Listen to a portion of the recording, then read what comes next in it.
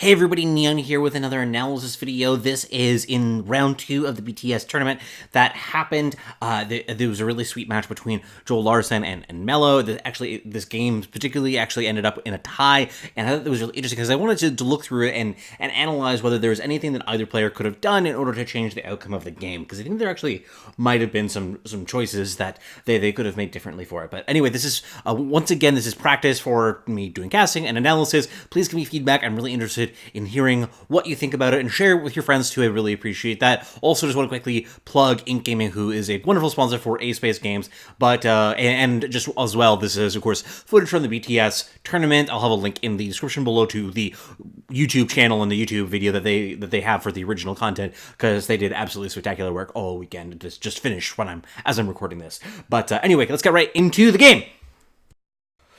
So right away, I'll just let you know that Joel Larsson's deck, I think, is just much better than his opponents here. So there's kind of a lot of pressure on Mello to try and make something happen here. As we'll see very shortly, Joel Larsson's deck was a green-blue control deck, headlined by 2 copies of Zeus. Now, Zeus is a card that I don't think looks impressive to somebody who doesn't really know things very well, just hasn't played the game yet, because his signature card is really high impact when you're able to play it, especially when you're able to chain them together and in the late game. But it's kind of hard to really feel how powerful it is by just reading the card. It doesn't look spectacular. It's just like, okay, just deal some damage. Kind of who cares about that? How valuable really is it? I'm just going to get a quick look at the decks here of what's going on in each of them. And both of the players actually ended up having quite clean decks, all things considered. A lot of players ended up on 3 color decks, which some of them ended up looking a little bit messy. This is some more focused decks here. But given the fact that Joel has access to 2 Zeuses, means that his late game is actually much better, because you can chain those together in order to clear out your opponent's stuff. Ogre Magi is also really good at increasing that fuel in addition to that. But also this means that the players don't have a lot to do in these early turns. As you kind of see, they're passing a lot, not really making a ton of a difference of things. Now the Seal Improvement is really good against something like the deck that we see from Joel Larsson's side, given the fact that there's a lot of lanes that are going to be taken down by sort of just really minor chip damage. There's not a lot of threats in Joel's deck that's really particularly good at taking a tower. Now, they do have access to some copies of Thunderhide Pack, but not like a ton of them. You actually see one in the hand. So there's a pretty good chance that reinforcements is going to do a lot of work to slow things down if he wants to abandon that left lane. So that's part of the reason why you might see him commit a little bit less there. Now, we actually see right here just a spot weakness to just cycle, which is a good thing to do in a lot of situations, especially against a deck like the deck that Joel Larsson is playing. There aren't a lot of great targets for it, so just being able to fire it off to draw a card, you know that you're not going to be able to take something out like a Stonehall Elite or a Bronze Legionnaire or something like this. It's probably smart. Now, we do see the mid lane kind of getting dogpiled by all of these melee creeps. This partly as a result of Prelix's ability that brings that extra melee creep every turn. So really starting to apply some serious pressure there if you can't take her down. And that's going to be hard to do from Joel's side. Doesn't have a lot in the way of targeted removal exactly, but that in Ignite does take down one of the opponent's threats. Satyr Magician is very good, by the way, in Joel's deck, because it allows that once again, that chaining together the Thunder God's Wraths like one after another. It's super powerful with the Satyr Magic, because you can set up these turns where you knock out multiple heroes all at once, which just gives you a huge berth for setting up wide boards and a lot of momentum. If your opponent doesn't have tools to fight back from that, it's really hard to win the game. Now, it is fortunate for Mello's side that he does have some tools that allow him to do that in the form of Friendly Fire, but not a lot of copies of cards like this, because there's just not a lot that are available in the game whatsoever. This is a really sweet play, by the way, of what we see here, where the Sven gets a Keenfoot Musket on it. The opponent then uses N1 for me in order to grab a copy of it and kill the Sven, so that's kind of unfortunate here. There's part of me that almost wants to play out the Hellbear Crippler in the right lane, maybe, in order to kill creep slow things in, but I guess you could just not really even necessary. Like, you're not really doing anything, may as well maintain the initiative advantage. Although you can't really, like, do a lot here in order to really establish a presence. There's no proactive plays that you can see. This is one of the things that I notice is a problem in some decks that is surprisingly important, I feel, was about proactivity that you see, and you see it really clearly here. There's a handful of cards, there's 5 mana, and really the only effect that they're able to do was not particularly interesting. I mean, battlefield control, you take down a little bit of damage on the Zeus, which was then countered by the item. Also, by the way, it's always important to note that you know when your opponent has items in their hand because they have the gold backing on them. You can't see it here exactly, but you can see it actually when you're in game. So yeah, the Zeus survived, but that wasn't a huge shock that he survived there. But yeah, he just doesn't have on Melo's side a ton of particularly interesting proactive plays in a lot of these lanes. Like he just kind of passes there, doesn't do anything with his mana, and there are more plays that are a little bit higher up the curve that we just can't play quite yet. But I mean, I don't know. Maybe I'm just grouchy about that particularly. Okay, so what is happening here? We don't actually have any heroes that can be deployed right now from the side of Melo, given the fact that the Sven just died last turn. He's very also happy to give up this first lane. That you can see the opponent is that Joel Larsson is slowly working it down over a series of turns.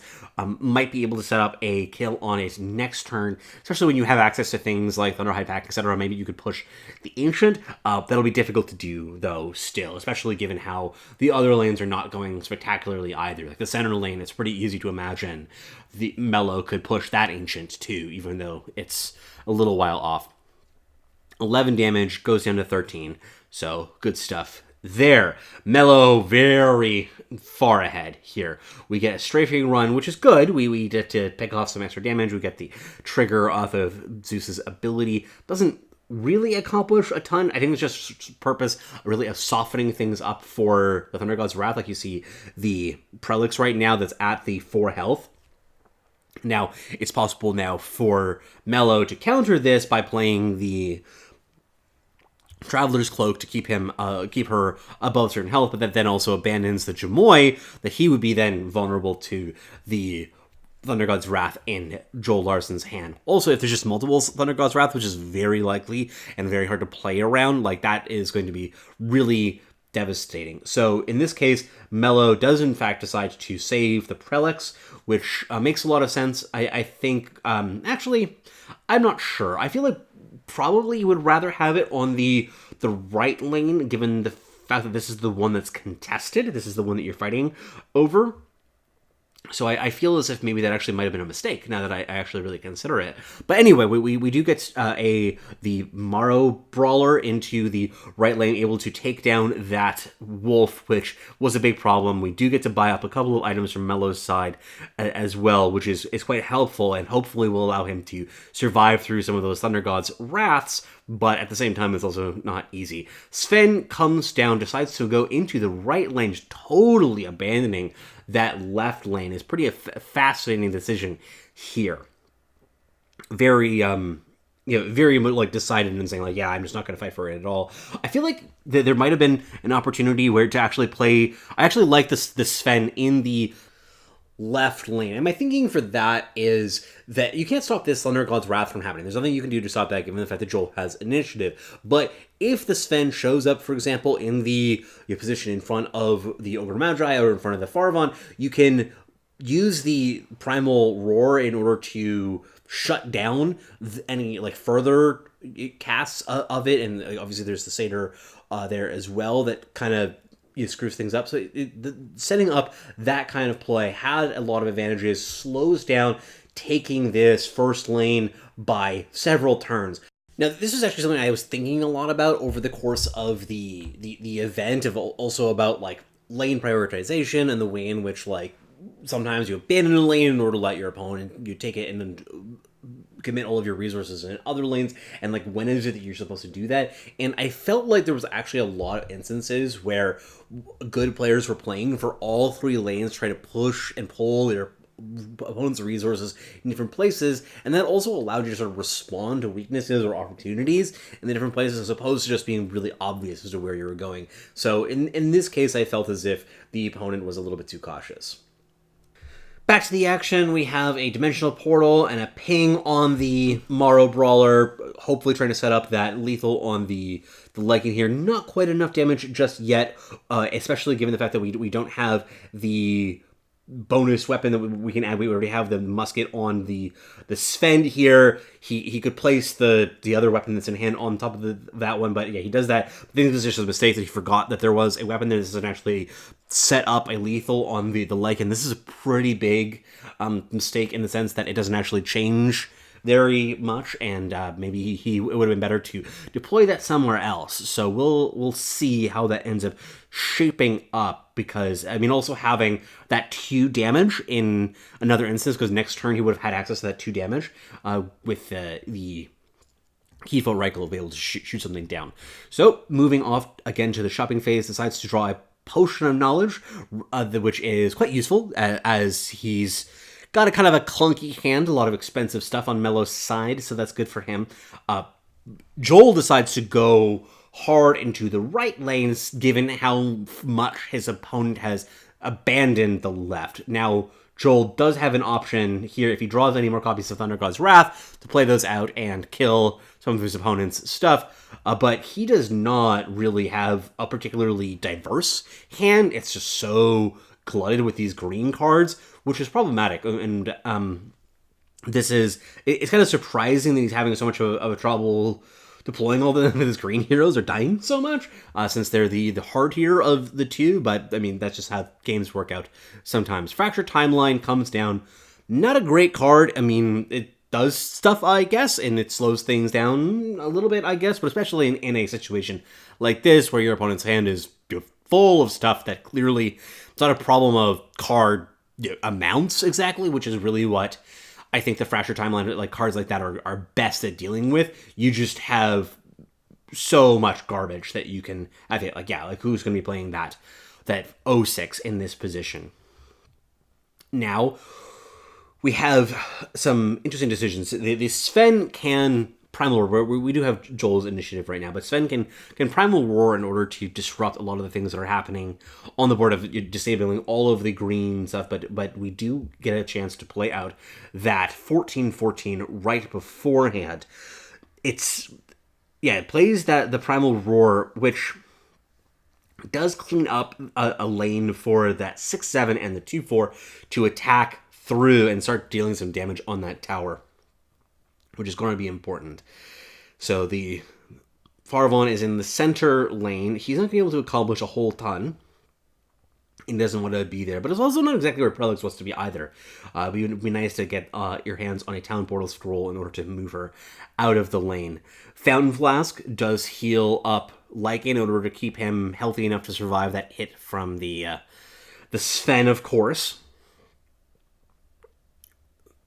Zeus also has not been taken down, so able to develop and maintain a pretty significant board presence on that right lane. But now Melo does have 3 heroes coming in. That's part of the reason why he's having these problems of fighting for lane. So moving all in on that right lane, as you might expect, given how much he abandoned the first lane. Now when we have a real opportunity to just push all the way in on the right lane. There's also, it's always worth noting whether you're playing the kind of deck that can really play for an ancient kill. Like, do you have some tool like Emissary of the Quorum or the Assault Ladders? There's a lot of these that you kind of need to be aware of, like whether you're the kind of deck that can take the ancient, and neither of these decks really are, which is part of the reason why you don't see Melo, for example, trying to move in that center lane exactly. I want to do some math afterwards to just double check to make sure that there wasn't a opportunity for pushing down that center ancient, but I think that it makes a lot of sense to really play for that third lane, which we're at right now. Now, this is actually a play that I think has some problems with it that we're going to see from Melo. He does have some options. He can launch that Primal Roar once again on either of the two red heroes there. Neither of them accomplishes a ton, given the fact that the 14/14 is the one that's doing the majority of the work. But he does have that friendly fire in hand, which is interesting for a number of applications here. He could, for instance, fight down that Zeus using the friendly fire, get those two to battle against one another. Now that does leave up the Lycan, because you can kill the two heroes at the same time using that same friendly fire. But, well, it actually wouldn't kill the Lycan in case anyway. But, I mean, the point stands that, like, it's a choice of what you're fighting against one another. And so he ends up deciding to battle the two heroes against one another, taking out the Zeus, which is attractive. But I think that this ends up being a bit of a mistake, given the fact that the Thunderhide Pack is the card that is more likely to deal this actually lethal damage. Like, I mean, like, the siege damage is really what matters here. You have a barracks in the lane. It's going to be really hard to battle through things over the course of the game. So I'll do some math afterwards in that, but we do get a bunch of cards that come out on the side of the green deck that's filling in some of these holes, hoping to slow down the damage from the opponent. That little piggy there coming down at the end is going to be the only one that's actually dealing damage. Now, this Tower Barrage does help soften things up exactly, but things are so tanky that it's not quite enough to really make a huge difference. Actually, it does make a huge difference in that you get enough damage into things to actually clear out all of the blockers. So good stuff still. I take that one back. Okay, so what happens here? We don't have any control from Melo's side. We don't have any heroes that we can place from there, and so just has to go with where the creep spawns land. Can't do anything here, but at the same time, the Ancient is not being pushed. This is just not a deck that can push Ancients exactly, so that's going to just take that 12 damage and move along to the next lane.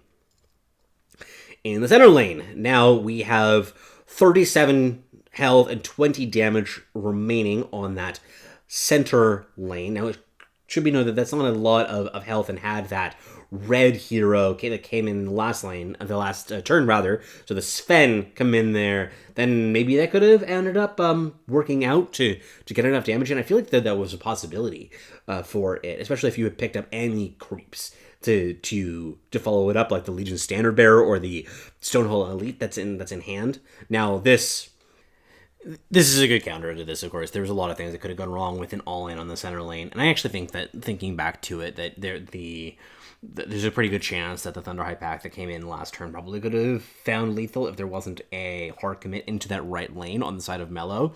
So maybe that was correct. Now, I think that at this point, Melo realizes that things are going to resolve in a tie, so kind of just plays out some stuff. None of this really matters. Like, we have the barracks in hand, we have the Aghanim of the Sanctum that we deployed, but there's just no cards in hand that do anything in order to actually deal with this. 14-10 now, I suppose.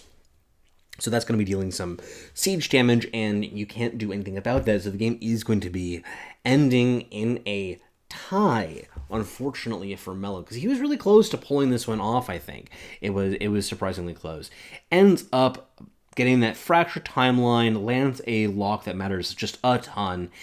Enough magic, finishes off in style, and we get a draw. So with that, I want to spend some time now talking about a few moments I thought were strategically interesting. So let's go back now and talk about this time right now. This is the turn 7, where we have the Dimensional Portal displayed on the side of Joel Larsson. The Morrow Fiend, it takes a bit of damage, but we actually play this 2 damage on the side. This really matters, actually, because what happens now is that the initiative has been passed back to Joel Larsson. Now, there's no cards necessarily, or like impacts necessarily, that you can say, like, yes, this is definitely the reason that initiative matters. Like, there's a definite plan, but initiative is just valuable kind of in and of itself, so that it allows you to have a lot more freedom of how different plays end up landing. Now, I mean, there's also this problem about playing the Stonehall Cloak and canceling out the Keen Folk Musket, which I think is just a mistake and probably just a short side. But we're going to ignore that. We gave up the initiative, though. And this actually ends up having this interesting compounding effect where Joel Larsson has the opportunity to just not do anything in the left lane, can't do anything in the center lane. And that means that he just is actually able to preserve initiative for a good amount of time. Now, it does give, the fact that Melo gave up that initiative does actually kind of give him a certain kind of freedom where he can deploy stuff and make a bunch of choices and everything, and which is nice. Like that's a nice freedom to have, not to be constrained so much by the initiative. But you'll see here, so in this lane, obviously Melo can't do anything, so just passes. Like, who cares? So that's just going to take a little bit of damage. The tower goes down. We saw all this. So move on to the next lane. The Prelix is able to also deploy a barracks into the right lane. This obviously isn't hugely impactful at this point in the game, given the fact that things are obviously moving down. Well, you get the fracture timeline too.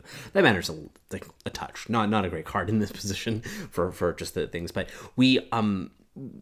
when we get finally to that right lane again, you'll actually see that had Melo had initiative, he would have been able to Primal Roar the 2 green heroes, blocking the Thunderhide pack from being able to be played. I think that that's a little bit more valuable than those little plays that he made there before. I mean, obviously he didn't know this is how things were going to end up, but I just thought that was an interesting point to kind of show that it's not necessarily just about having a plan of what exactly you're going to be using initiative for, but just knowing that initiative is valuable, so you may as well keep it when it's not necessary, because even just like the little ping and stuff that he did with the musket just didn't make a really big difference. So let's move on to the next moment. So this was actually another example of mismanagement of late game initiative. And I just want to note quickly that I had thought for a little bit about putting down that center tower. There probably was a juncture that you could have played the red hero in the center lane in order to achieve that, but let's just leave that for now. Playing this barracks is just reprehensible. It's not going to make a difference in this game. You're playing a 1-turn delay, 5 cost, better late than never. Who gives a shit? Gave up initiative, though. He had initiative before that, passed it up to the opponent. Had he had initiative under this situation, it actually would be possible to pull off the following play.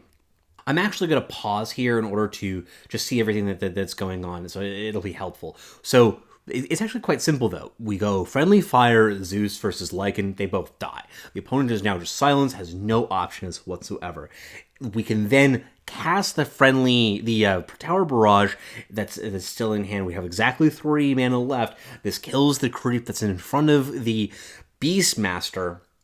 Now our Beastmaster, our Mazzy, our Sven, and our Morrow Brawler all get a clear hit on the tower, each of which has 15 attack, 30 damage total. We win the game from this position. And we knew that last turn. Like, none of this is new information. Like technically there's actually another line that's also lethal for sure if you actually bring in the activation off of the Jamoy of as well, but we don't even need to worry about that necessarily because it's just like all the information is in our hand right now. So it's just not planning things through and not playing for initiative. Like, I think that's one of the things that this really taught me is like when 2 players both have a good number of cards in hand, like even if you don't necessarily have an exact plan just yet, it's often good to think about trying to maintain initiative unless it really matters. And I also just think that maybe Melo was a little bit over his head of not being able to follow what exactly was going on. But anyway, that's it for today. Thank you so much for joining me. It was a lot of fun to do this with you.